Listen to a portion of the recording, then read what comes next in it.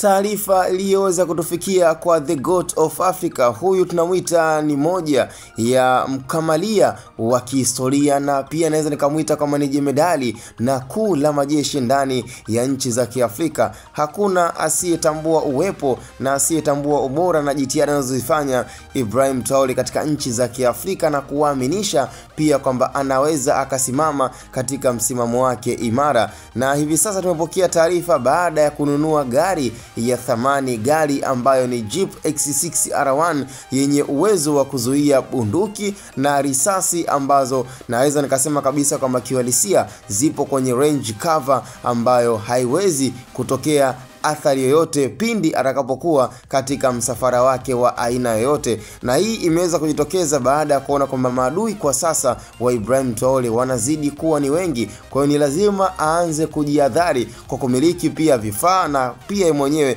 katika kila usafiri atakokuwa nao, basi ni lazima aweze kuwa na usafiri ambao utakuwa na kinga zaidi. Kwa ni swala na nimekuwa ni moja ya taarifa ambayo kila mmoja aliweza kushangazwa kutokana pia na gari hii ambayo unaambiwa thamani yake ina zaidi ya thamani ya bilioni 15. Sio mchezo, sio rahisi, yani bilioni 15 za Kitanzania. Basi unapata gari hii ambayo ni Jeep RC6 ambayo kiuhalisia ina uwezo wa kuachanisha baadhi ya risasi ambazo huenda zikawa ni nzito na zenye mashambulizi zaidi. Yani pindi atakapokuwa katika gari hii unaambiwa Rais Ibrahim Traore hana uwezo wa kufanyia kitu chochote, yani hata walipue bomu, lakini gari hii itakuwa iko salama. Yani kiuhalisia unaweza ukazani masiara ama ukazani utani, lakini unaambiwa kwa jinsi ilivyoweza kutengenezwa, na pia kiuhalisia hata zile material zake ambazo zimefanya mpaka gari hii imeweza kukamilika kwa thamani